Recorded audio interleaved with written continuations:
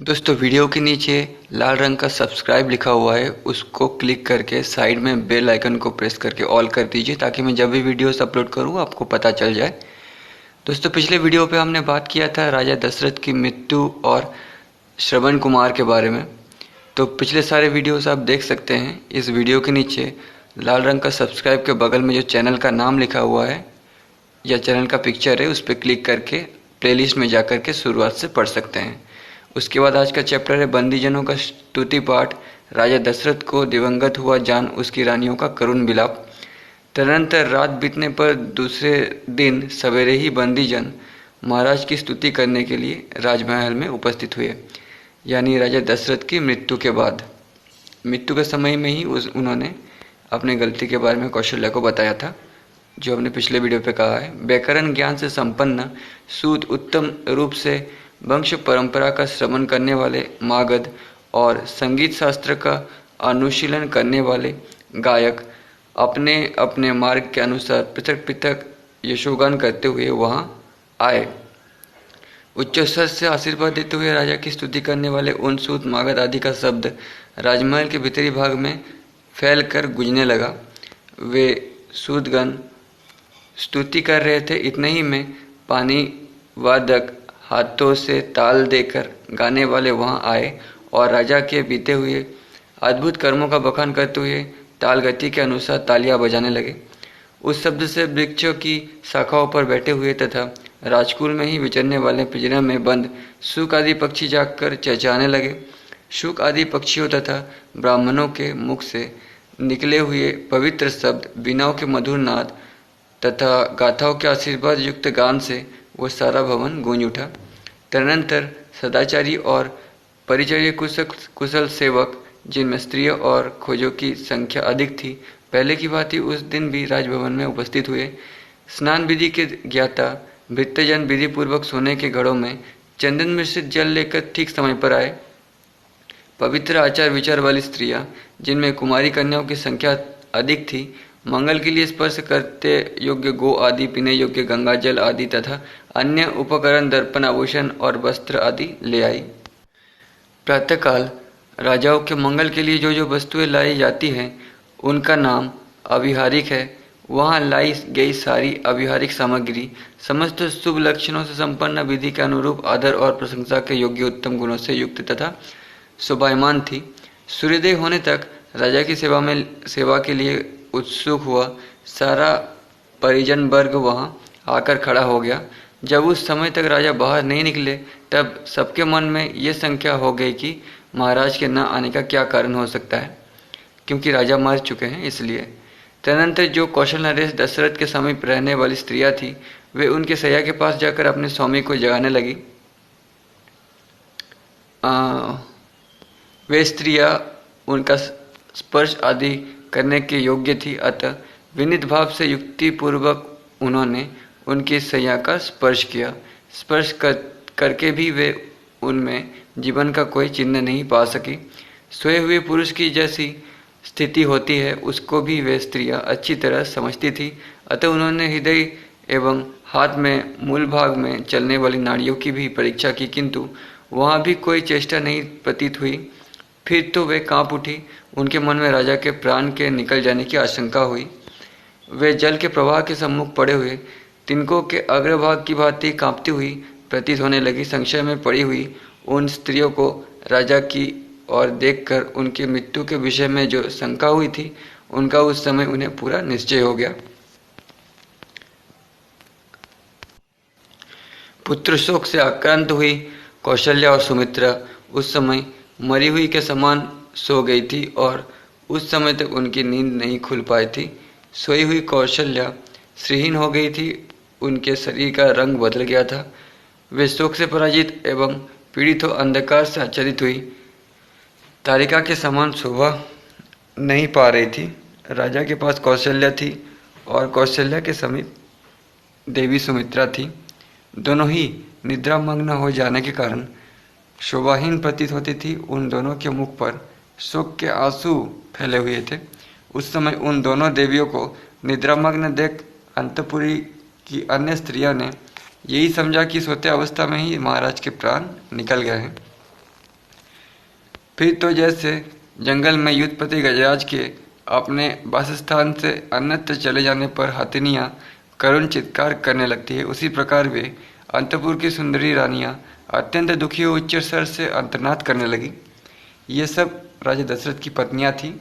हमने पिछले वीडियो पे पढ़ा था राजा दशरथ की 350 पत्नियाँ थीं। उनके रोने की आवाज़ से कौशल्या और सुमित्रा को भी नींद टूट गई और वे दोनों सहसा जाग उठी। कौशल्या और सुमित्रा ने राजा को देखा, उनके शरीर का स्पर्श किया और हा नाथ की पुकार मचाती हुई वे दोनों रानियां पृथ्वी पर गिर पड़ी। कौशल राजकुमारी कौशल्या धरती पर लौटने और छटपटाने लगी। उनका धुल्ली धूसरित शरीर सुबाहीन दिखाई देने लगा, मानो आकाश से टूटकर गिरी हुई कोई तारा धूल में लौट रही हो। राजा दशरथ के शरीर की उष्णता शांत हो गई थी। इस प्रकार उनका जीवन साथ हो जाने पर भूमि पर अचेत पड़ी हुई कौशल्या को अंतपुर की उन सारी स्त्रियों ने भरी हुई नागिन के समान देखा। तदनंतर पीछे आई हुई महाराज की कैकेयी आदि सारी रानियां शोक से संतप्त होकर रोने लगी और अचेत होकर गिर पड़ी। उन क्रंदन करती हुई रानियों ने वहां पहले से होने वाले प्रबल आर्तनाद को और भी बढ़ा दिया। उस बढ़े हुए अंतर्नाद से वो सारा राजमहल पुनः बड़े जोर से गूंज उठा। काल धर्म को प्राप्त हुए राजा दशरथ का वो भवन डरे घबराए और अनन्य उत्सुक हुए मनुष्यों से भर गया। सब रोने चिल्लाने का भयंकर शब्द होने लगा। वहाँ राजा के सभी बंधु बांधव शोक संताप से पीड़ित होकर जुट गए। वह सारा भवन तत्काल आनंद शून्य हो दीन दुखी एवं व्याकुल दिखाई देने लगा। उन यशस्वी भूपाल शिरोमणि को दिवंगत हुआ जान उनकी सारी पत्नियां उन्हें चारों ओर से घेर कर अत्यंत दुखी होकर जोर जोर से रोने लगी और उनकी दोनों बाहें पकड़कर अनाथ की भांति करुण विलाप करने लगी। नेक्स्ट चैप्टर, कौशल्या का विलाप, कैकेयी की भर्त्सना। बुझी हुई आग, जलहीन समुद्र और प्रवाहीन सूर्य की भांति सुबाहीन हुए दिवंगत राजा का शव देखकर कौशल्या के नेत्र से आंसू भर आए। वे अनेक प्रकार से शोकाकुल होकर राजा के मस्तक को गोद में लेकर कैकेयी से इस प्रकार बोली, दुराचारिणी दूर कैकेयी, ले तेरी कामना सफल हुई। अब राजा को भी त्याग कर एकाग्रचित हो अपना अतकंटक राज्य भोग। राजा राम मुझे छोड़कर वन में चले गए और मेरे स्वामी स्वर्ग सिधारे। अब मैं दुर्गम मार्ग में साथियों से बिछुड़कर असहाय हुई अबला की भांति जीवित नहीं रह सकती। नारी धर्म को त्याग देने वाली कैकेयी के सिवा संसार में दूसरी कौन सी स्त्री होगी जो अपने लिए आराध्य देव स्वरूप पति का परित्याग करके जीना चाहेगी। जैसे कोई धन का लोभी दूसरों को विष खिला देता है और उससे होने वाले हत्या के दोषों पर ध्यान नहीं देता, उसी प्रकार इस कैकेयी ने कुब्जा के कारण रघुवंशियों की इस कुल का नाश कर डाला। कैकेयी ने महाराज को अयोग्य कार्य में लगाकर उनके द्वारा पत्नी सहित राम को वनवास दिलवा दिया।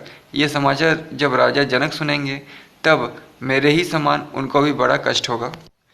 राजा जनक सीता जी के पिता थे। मैं अनाथ और विधवा हो गई। ये बात मेरे धर्मात्मा पुत्र कमल नयन श्री राम को नहीं मालूम है। वे तो यहाँ से जीते जी अदृश्य हो गए हैं। पति सेवा रूप मनोहर तप करने वाली विदेह राजकुमारी सीता दुख भोगने योग्य नहीं है। वो वन में दुख का अनुभव करके उद्विग्न हो उठेगी। रात के समय भयानक शब्द करने वाले पशु पक्षियों की बोली सुनकर भयभीत हो सीता श्री राम की शरण लेगी। उन्हीं के गोद में जाकर छिपेगी, जो बड़े बूढ़े हो गए हैं। कन्याएं मात्र ही जिनकी संतति है, वे राजा जनक भी सीता की ही बारंबार चिंता करते हुए शोक में डूबकर अवश्य ही अपने प्राणों का परित्याग कर देंगे। मैं भी आज ही मृत्यु का वरण करूंगी। एक पतिव्रता की भांति पति के शरीर का आलिंगन करके चिता की आग में प्रवेश कर जाऊंगी। पति के शरीर को हृदय से लगाकर अत्यंत दुख से आर्त हो करुण विलाप करती हुई तपस्विनी कौशल्या को राजकाज देखने वाले मंत्रियों ने दूसरी स्त्रियों द्वारा वहां से हटवा दिया। फिर उन्होंने महाराज के शरीर को तेल से भरे हुए कड़ाह में रखकर वशिष्ठ आदि की आज्ञा के अनुसार शव की रक्षा आदि अन्य सब राजकीय कार्य की संभाल आरंभ कर दी। वे सर्वज्ञ मंत्री पुत्र के बिना राजा का दाह संस्कार न कर सके, इसलिए उनके शव की रक्षा करने लगे। जब मंत्रियों ने राजा के शव को तेल के कड़ाह में सुलाया तब ये जानकर सारी रानियां हाय ये महाराज परलोकवासी हो गए ऐसा कहते हुए पुनः विलाप करने लगी। उनके मुख पर नेत्रों से आंसुओं के झरने झर रहे थे। वे अपनी भुजाओं को ऊपर उठाकर दीन भाव से रोने और शोक संतप्त हो दयनीय विलाप करने लगी। वे बोली, हाँ महाराज, हम सत्यप्रतिज्ञा एवं सदा प्रिय बोलने वाले अपने पुत्र श्री राम से तो बिछड़ी ही थी। अब आप भी क्यों हमारे परित्याग कर रहे हैं? श्री राम से बिछुड़कर हम सब विधवाएं इस दुष्ट विचार वाली सौत कैकेयी के समीप कैसे रहेंगी, जो हमारे और आपके भी रक्षक और प्रभु थे। वे मनुष्य श्री रामचंद्र राज लक्ष्मी को छोड़कर वन में चले गए। वीरवर श्री राम, आपके भी न रहने से हमारे ऊपर बड़ा भारी संकट आ गया, जिससे हम मोहित हो रही हैं। अब सौत कैकेयी के द्वारा तिरस्कृत हो हम यहाँ कैसे रह सकेंगी? जिसने राजा का तथा सीता सहित श्री राम, महाबली लक्ष्मण का भी परित्याग कर दिया, वो दूसरे किसका त्याग नहीं करेंगी? रघुकुल नरेश दशरथ की वे सुंदरी रानियां महान शोक से ग्रस्त हो आंसू बहाती हुई नाना प्रकार की चेष्टाएं और विलाप कर रही थी। उनका आनंद लुट गया था। महामना राजा दशरथ से छीनी हुई वो अयोध्यापुरी नक्षत्रहीन रात्रि और पतिबहिना नारी की भांति श्रीहीन हो गई थी। नगर के सभी मनुष्य आंसू बहा रहे थे। कुलवती स्त्रियां हाहाकार कर रही थी। चौराहे और घरों के द्वार सुने दिखाई देते थे। इस प्रकार वो पूरी पहले की बातें सुबह नहीं पाती थी। राजा दशरथ शोक पर स्वर्ग सिधारे और उनकी रानियां शोक से भी भूतल पर लौटती रही। इस शोक से ही सहसा सूर्य की किरणों का प्रचार बंद हो गया और सूर्योदय अस्त हो गया। तत्पश्चात अंधकार का प्रचार करती हुई रात्रि उपस्थित हुई। वहां पधारे हुए सुहृदों ने किसी भी पुत्र के बिना राजा का दाह संस्कार होना नहीं पसंद किया। अब राजा का दर्शन अचिंत्य हो गया। ये सोचते हुए उन सब ने उस तेलपूर्ण कड़ाह में उनके शव को सुरक्षित रख दिया। सूर्य के बिना प्रभाहीन आकाश तथा नक्षत्रों के बिना शोभाहीन रात्रि की भांति अयोध्यापुरी महात्मा राजा दशरथ से रहित हो श्रीहीन प्रतीत होती थी। उसकी सड़कों और चौराहों पर आंसुओं से अवरुद्ध कंठ वाले मनुष्य की भीड़ एकत्र हो गई थी। झुंड के झुंड स्त्री और पुरुष एक साथ खड़े होकर भरत माता कैकेयी की निंदा करने लगे। उस समय महाराज की मृत्यु से अयोध्यापुरी में रहने वाले सभी लोग शोकाकुल हो रहे थे। कोई भी शांति नहीं पाता था। नेक्स्ट चैप्टर मार्कंडेय मुनि मंत्री के। तो शुरू करते हैं। अयोध्या में लोगों की वो रात रोते कल्पते ही बीती। उसमें आनंद का नाम भी नहीं था। आंसुओं से सब लोगों के कंठ भरे हुए थे।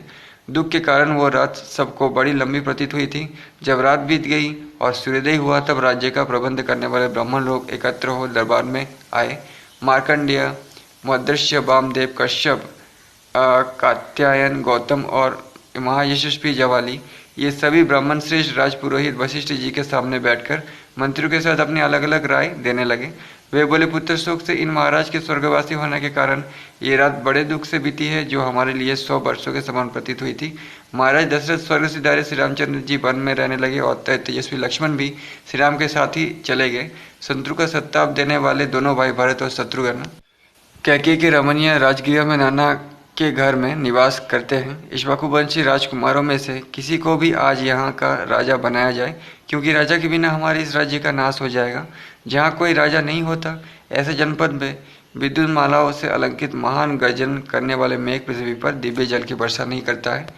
जिन जनपद में कोई राजा नहीं, वहाँ की खेती में मुट्ठी बीज नहीं बिखेरे जाते। राजा से रहित देश में पुत्र, पिता और स्त्री पति के वश में नहीं रहती। राजहीन देश में धन अपना नहीं होता है। बिना राजा के राज्य में पत्नी भी अपनी नहीं रह पाती। राजा रहित देश में ये महान भय बना रहता है।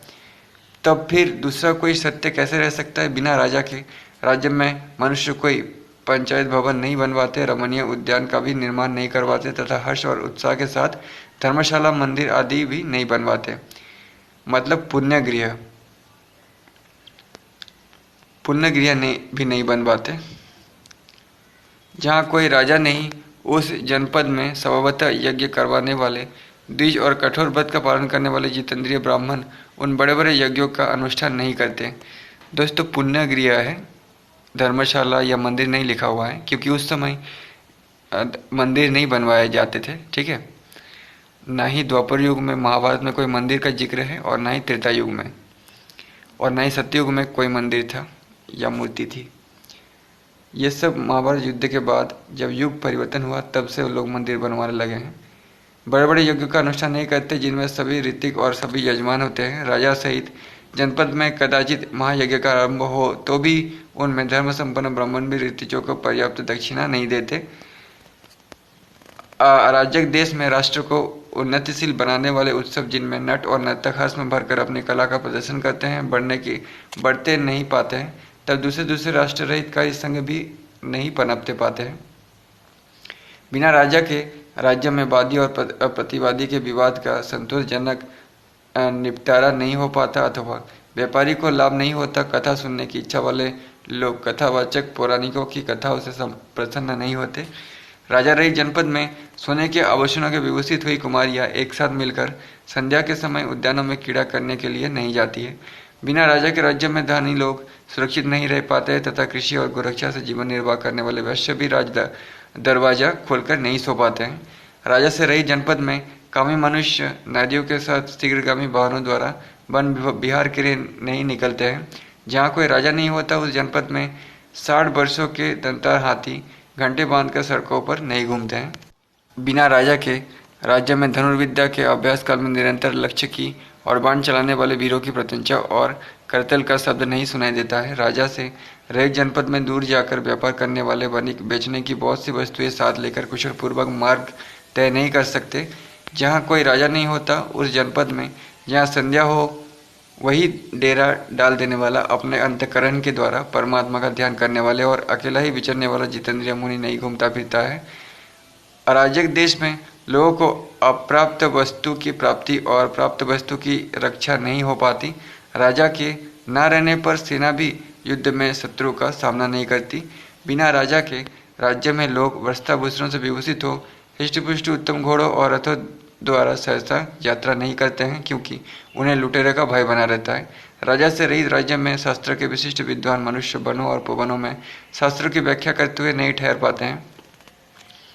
जहाँ अराजकता फैल जाती है उस जनपद में मन को वश में रखने वाले लोग देवताओं की पूजा के लिए फूल मिठाई और दक्षिणा की व्यवस्था नहीं करते हैं। जिन जनपद में कोई राजा नहीं होता है वहाँ चंदन और अगरू का लेप लगाए हुए राजकुमार बसंत ऋतु के खिले हुए वृक्षों की भांति शोभा नहीं पाते हैं।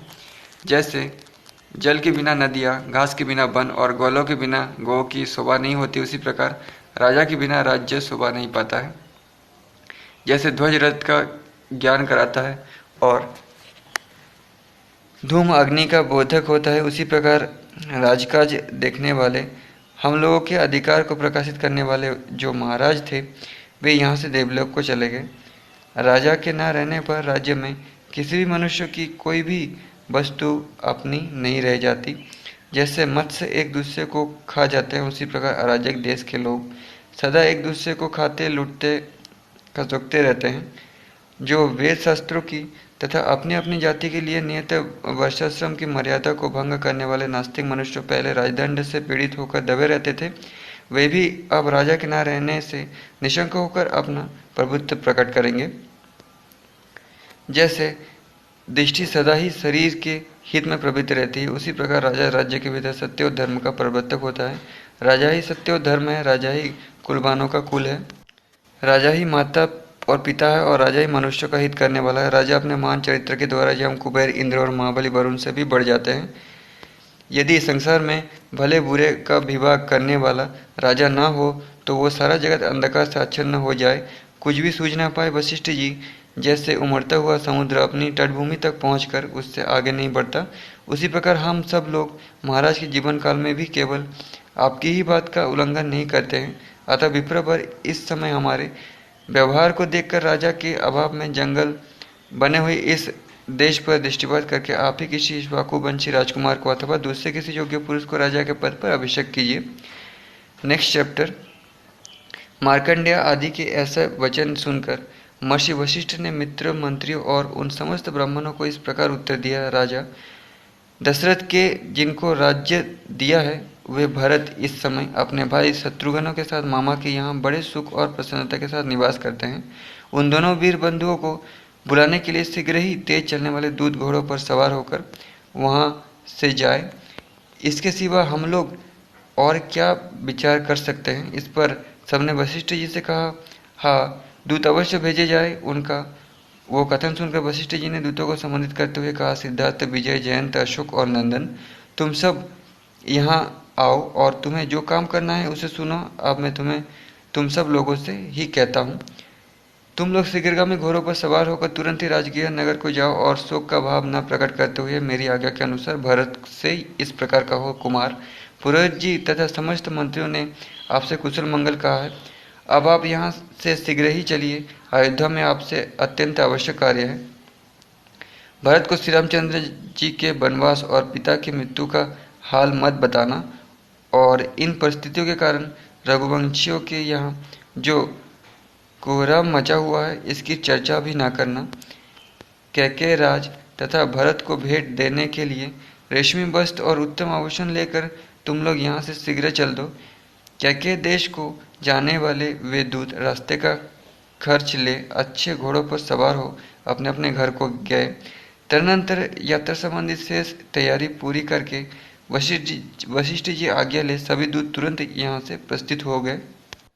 अपरताल नामक प्रवर्त के अंतिम घोर अर्थात दक्षिण भाग और प्रलंबगिरी के उत्तर भाग में दोनों पर्वतों के बीच में बहने वाली मालिनी नदी के तट पर होते हुए वे दूत आगे बढ़े। हस्तिनापुर में गंगा को पार करके वे पश्चिम की ओर गए और पांचाल देश में पहुंचकर कुरुजांजल प्रदेश के बीच में होते हुए आगे बढ़ गए। मार्ग में बहुत फूलों से सुशोभित सरोवर और निर्मल जल वाली नदियों को दर्शन करते हुए वे दूत तीव्र गति से आगे बढ़ते गए। तदनंतर वे स्वच्छ जल से सुशोभित, पानी से भरी हुई और भांति भांति के पक्षियों से सेवित दिव्य नदी सरडंडा के तट पर पहुंचकर उसे वेगपूर्वक लांग गए। सरडंडा के पश्चिम तट पर एक दिव्य वृक्ष था जिस पर किसी देवताओं का आवास था, इसलिए वहाँ जो याचना की जाती है वो सफल होती है, अतः उसका नाम सत्यपर्जन हो गया था। उस वंदनीय वृक्ष के निकट पहुंचकर दूतों ने उसकी परिक्रमा की और वहां से आगे जाकर उन्होंने कुलिंगा नामक पुरी में प्रवेश किया। वहां से तेजोभिवन नामक गांव को पार करते हुए वे अविकार नामक गांव में पहुंचते और वहां से आगे बढ़ने पर उन्होंने राजा दशरथ के पितामह द्वारा सेवित पुण्यसलिला इशुमती नदी को पार किया। वहाँ केवल अंजलि भर जल पीकर तपस्या करने वाले वेदों के पारगामी ब्राह्मणों का दर्शन करके वे दूत वाहिक देश के मध्य भाग में स्थित सुदामा नामक पर्वत के पास जा पहुँचे। उस पर्वत के शिखर पर स्थित भगवान विष्णु के चरण चिन्ह का दर्शन करके वे विपाशा व्यास नदी और उसके तटवर्ती शामली वृक्ष के निकट गए। वहाँ से आगे बढ़कर बहुत सी नदियाँ, बावड़ियाँ, पखड़ों और छोटे तालाबों, सरोवरों और भांति भांति के वन जंतुओं, सिंह, व्याघ्र, मृग और हाथियों का दर्शन करते हुए वे दूत अत्यंत विशाल मार्ग के द्वारा आगे बढ़ने लगे। वे अपने स्वामी की आज्ञा का पालन करने की इच्छा रखते थे। उन दूतों के घोड़े चलते चलते थक गए थे। वो मार्ग बड़ी दूर का होने पर उपद्रव से रहित था। वे उसे तय करके सारे दूत शीघ्र ही बिना किसी कष्ट के श्रेष्ठ नगर गिरिब्रज में जा पहुँचे। अपने स्वामी का प्रियक और प्रजावर की रक्षा करने तथा महाराज दशरथ की वंश परंपरागत राज्य को भरत जी से स्वीकार कराने के लिए सादर तत्पर हुए वे दूत बड़ी उतावली के साथ चलकर रात में ही उस नगर में जा पहुँचे। नेक्स्ट चैप्टर, भरत की चिंता, मित्रों द्वारा उन्हें प्रसन्न करने का प्रयास तथा उनके पूछने पर भरत का मित्रों के समक्ष अपने देखे हुए भयंकर दुष्स्वप्न का वर्णन करना। इसके बारे में अगले वीडियो में बात करेंगे।